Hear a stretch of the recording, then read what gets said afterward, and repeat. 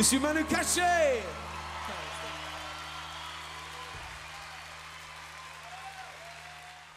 J'ai commencé à faire du piano très jeune, donc j'avais déjà ce son extrêmement large, d'une palette sonore large de ce qu'est le piano. Parallèlement, j'ai commencé à développer la batterie, donc en jouant sur des disques. Donc là, évidemment, je jouais au casque. J'avais un casque sur les oreilles dans lequel la musique du disque choisi passait, et je m'accompagnais à la batterie.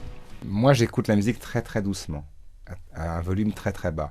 Déjà, je ne suis pas de la génération qui avait les Walkman, enfin ça a été dans ma génération, mais je n'utilisais pas beaucoup ça parce que ce n'était pas ce qui me plaisait pour écouter de la musique. Je préférais l'écouter avec les oreilles totalement libres et avec l'air de la pièce qui circulait. J'avais l'impression d'avoir une restitution sonore plus proche de ce que j'entendais. Mon expérience musicale et sonore, à partir du moment où j'ai joué de la batterie, je pense que du fait d'avoir joué dans mon sous-sol en accompagnant les disques tout seul, au casque, aujourd'hui, j'ai vraiment une habitude, sans vraiment y penser, quand j'ai un casque sur les oreilles en studio, de ne pas avoir mon instrument directement dans le casque. Donc tout à coup, c'est beaucoup plus faible au niveau de la puissance sonore, bien entendu. J'ai fait plein de groupes, comme tout le monde, de rock et autres. C'était puissant, mais déjà de ma place au fond de la classe, un peu en arrière, je subissais pas effectivement le son de chacun des instrumentistes. Par contre, eux subissaient le mien. Et c'est vrai que je me souviens sur une tournée, on était avec Peter Gabriel, je crois que c'était en 88 sur la tournée de Sceaux. Le bassiste était à ma droite, Tony Levin était à ma droite, et je sais qu'un jour il est devenu fou, il m'a dit Manu, je peux plus parce que j'étais à ride non-stop sur les morceaux.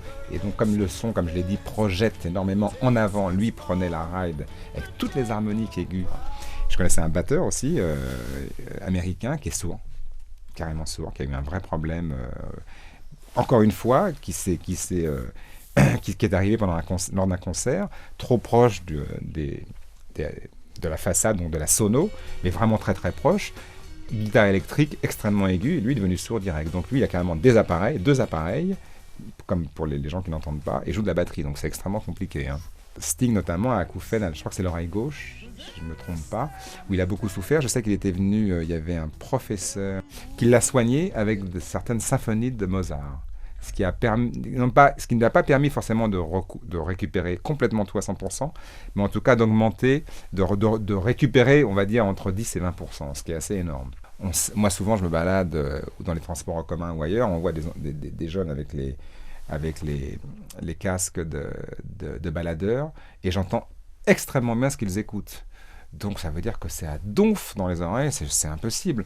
Il y a un moment donné, on sait que le volume sonore, il faut le réguler, et au-delà du fait de le réguler, ça déforme la qualité sonore.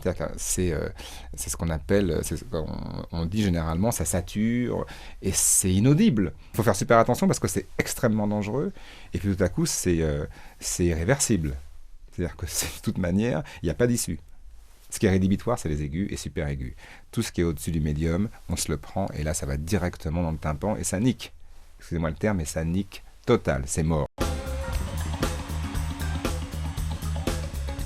Je ne crois pas que le bon son réside dans la superpuissance sonore. Je crois pas. Au tout début, c'est assez drôle, mais quand on avait encore le droit de fumer dans les concerts, ce qui paraît être la préhistoire, il n'y avait pas de boules qui distribuées, ce qui se fait aujourd'hui, parce que je sais que les jeunes qui vont au concert, généralement, leur offrent des petites boîtes avec des boules qui une certaine forme comme les earphones, pour se protéger. Après, ils le font pas, c'est leur décision.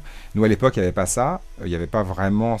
On se posait pas trop la question de savoir qu'il fallait se protéger les oreilles. Et moi, comme, encore une fois, j'aime bien avoir un mix assez confortable de ce que j'écoute, même en concert, c'est-à-dire pas trop fort parce que ça a tendance à m'agresser. Je prenais mes clopes, j'enlevais le filtre, et je me mettais tout simplement le filtre dans l'oreille. Moi, honnêtement, j'en parle à mes enfants, mais...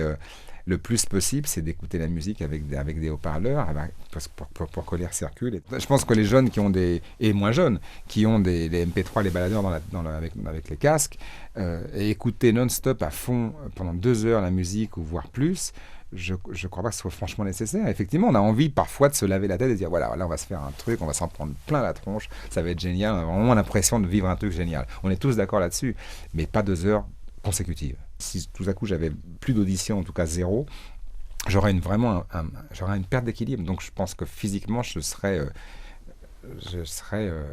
extrêmement désorienté.